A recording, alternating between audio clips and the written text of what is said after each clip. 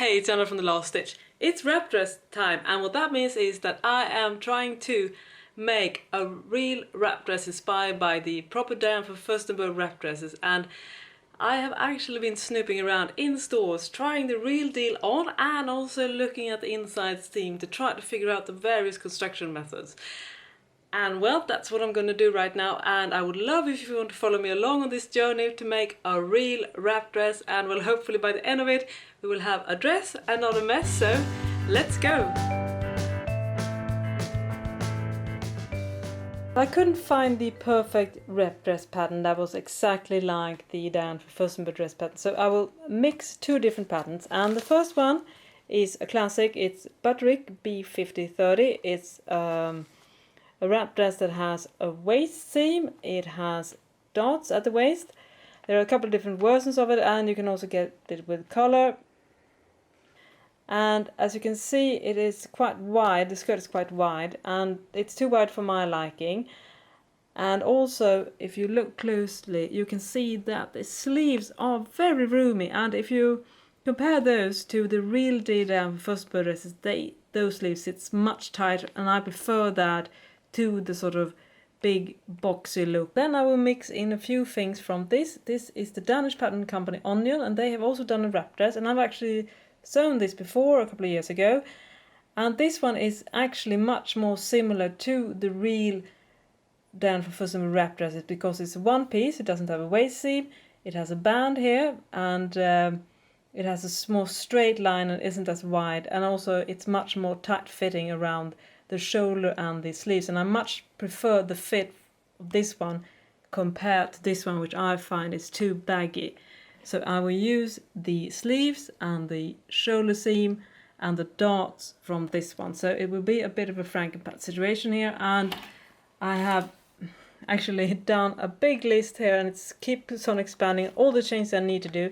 Plus, even with two patterns, there are still a few things that I saw on the real Diane Von Furstenberg dresses that this pattern doesn't have. And namely, one thing is that, especially for this one, the band is loose, and it should be attached to the front piece and then pull through a hole in the side. That's how real wrap dresses are constructed, and I will use that method. And the fabric is from the Italian brand Iceberg, so it's actually, you can see here, so even though it won't say Diane Von Furstenberg on the fabric, it will at least be a designer fabric. Next step now is to make a pattern using all the stuff that I talked about before. I will mix the two patterns and add a few unique Diane Von Furstenberg details as well in the construction. So let's go to the cutting table. Since I wanted a different, more tight-fitting sleeve, I didn't use the sleeve from the Butterick pattern. Instead I used the Onion, so it's quite different drafted. The back is much tighter. Again, you can see, and it's good to see these things because that makes it very clear the sort of fit that you will end up having. And this wrap dress pattern has a good amount of ease, and it can also be made in woven fabrics. I have less seam allowance than I have the Butterick pattern, but it doesn't amount for this distance. But what I kept is the darts, what I'm really excited about, because darts in knits does add much more well-fitting look. So hopefully the darts will be worth the extra effort. Instead of using a classic facing that is rounded like this, the back facing is actually a joke, which I thought it was a really pretty idea. So I'm using that instead of the round facing that Butterick has you do. Time to cut out the pattern pieces. The thing that happened was that, of course, I had too little fabric. That happens all the time. Just because I'm short, I always underestimate how much fabric I need.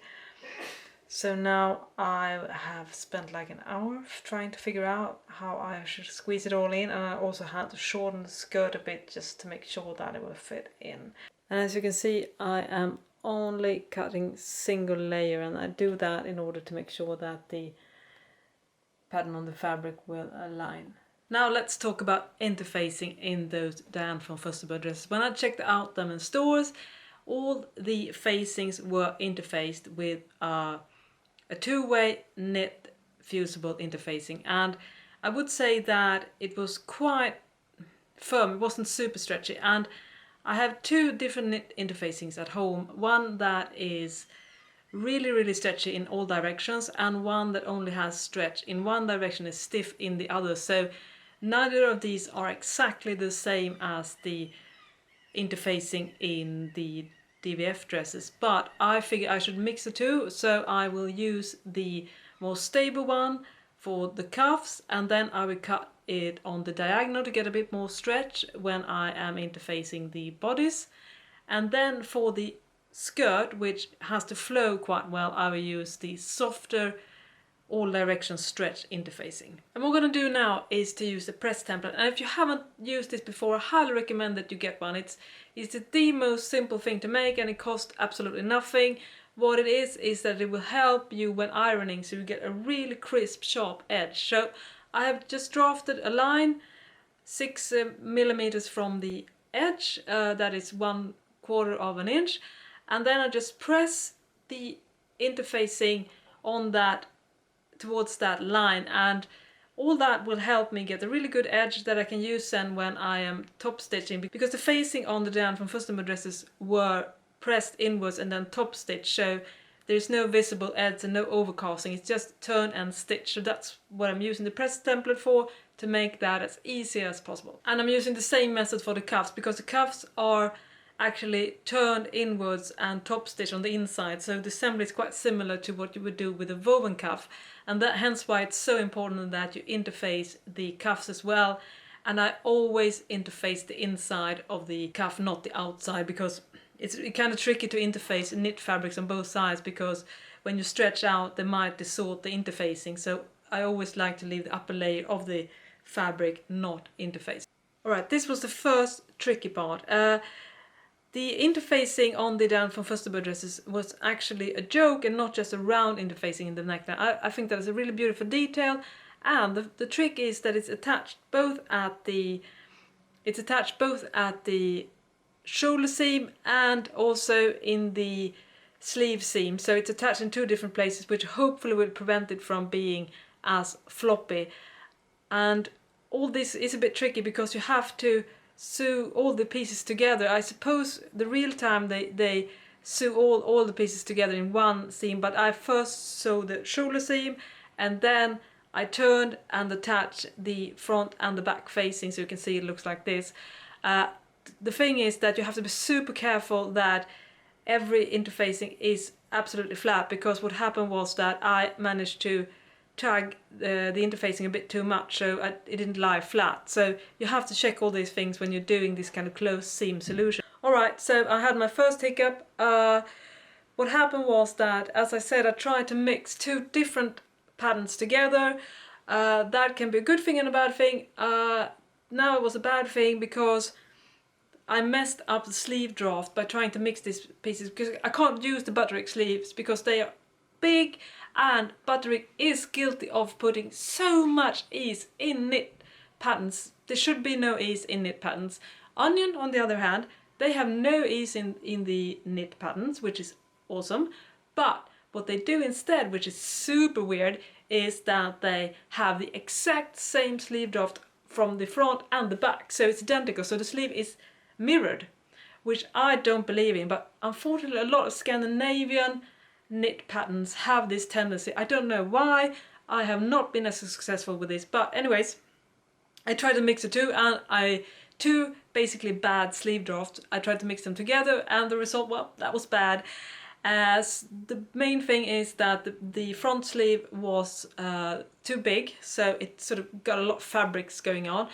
I panicked, I forgot to film that because I was so upset, so I just took out the seam again, used my proper sleeve draft, which I have for knit tops, and used that instead. But the problem is that the arm side was too big here, so it's hard to make a too big curve smaller, as you know. I mean, it's one thing to do the other thing, but I did do a decent job, and you can see how it looks now. I mean, I will show you another detail in the Diane Von Furstenberg dress makeup, and as you know, in wrap dresses there is usually an opening in one of the side seam where you pull through the ties, and this on the DVF dresses is done using a serger, but you split the serger seam in 2 pieces, so, and then you fold it inside. So I have now done a sample with this technique, and basically what you do is that you just sew a little bit on one edge and then you sew the entire seam, but when you come to the other edge, you just flip it on the side and just sew over the other side, so it becomes a split seam, but both sides are overcasted, and then you just top stitch it around to make sure that the seam allowance lie flat. And I was really nervous that this would be a difficult thing, but it was actually not at all. So this is how it looks like. So in order to top stitch the cuffs in place, that's quite difficult because the fabric is so spongy and soft, and even though it's interfaced on the inside, the method that they use on the dresses, DVF dresses, is that they stitch in the ditch on the outside and then it's top stitched, so the seam allowance covers the seam a little bit on the inside. That turned out to be super difficult to make it look nice, so I had to first baste the cuffs in place using, I did machine based. So what's up next? Well, I have also done the ties, and again this is a method that I found in the wrap dress of the DVF. The ties are attached on the interfacing, so you sew them together and then you turn, and then it's top stitch a second row so that it keeps stuck. I'm not sure how well this will keep. I can already see some kind of tendency that the facing will flip out. And another thing that's worth noticing, I'm using separate interfacing for the bodies, but actually on the wrap dresses that I looked at, the Diane Von Furstenberg stores, they actually just fold the fabric, so it's not separate facing, it's actually just folded fabric that is interfaced. So yeah, that's an interesting idea. I didn't have enough fabric, so I had to put them together differently because I couldn't have enough piece to just add that. But it could be a method that you might try out, because obviously you get a much softer and smoother seam, and the interfacing and the pressing would still make it sharp. So if I would do a wrap dress again and have more fabrics, I would definitely try that method instead. So what remains? Well, the thing that remains is that I need to do some kind of a hemming solution, and on the real Diane Von Furstenberg dresses the hemming was invisible, and that is pretty hard to achieve on thin knit fabrics. So I was naively thinking that because my new baby log was included a blind hem stitch foot, which I hadn't tried before on a serger, I only used it on a sewing machine. So I think, maybe you can do that. But then I consulted the excellent book that was included with my sewing machine, which is called The Accessory Workbook by Janet Spink. And Janet Spink basically says that the blind hem foot on the serger kind of sucks. I mean, she didn't use the word suck, but she says it wasn't very good. And what I would have needed to have achieved the same finish is a standalone blind hemming machine, because that hits the needle in a different direction and creates a true invisible seam. I don't have a separate machine for invisible hemming yet. But so what I'm going to do now is that I'm going to do my usual method for invisible hemming on knits, which is mixing a serged overcast seam done on the serger to keep the fabric looking nice and also keep the fabric from stretching. And then I'm actually going to do the blind hem on my regular sewing machine using my regular blind hem presser foot and my regular blind hem stitch. This is a method that works much better with thick fabrics like sweater shirt knits and sweater knits and stuff like that. If you're curious about how that method works, you can check out my video how to do invisible hemming on knits. Link will be below in the description section.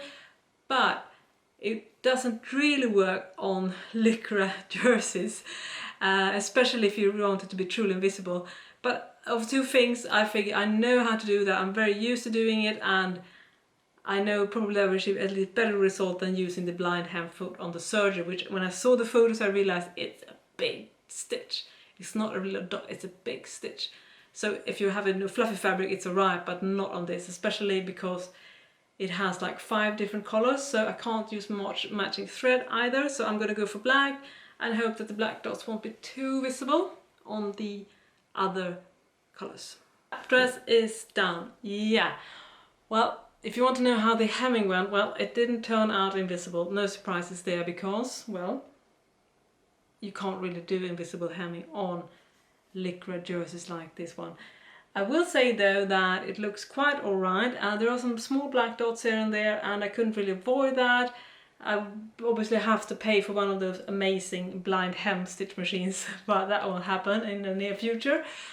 But let's talk about the dress. Well, as I mentioned when I did a fitting, the fit of this dress is much more tight than the original Butterick dress, which can also be done in a woven fabric, and that gives you a clue on how fitted, or should I say not fitted, this is. And as I said, I wanted a wrap dance that had a lot of detailing, like looked like a fussy man. I think it succeeded pretty well.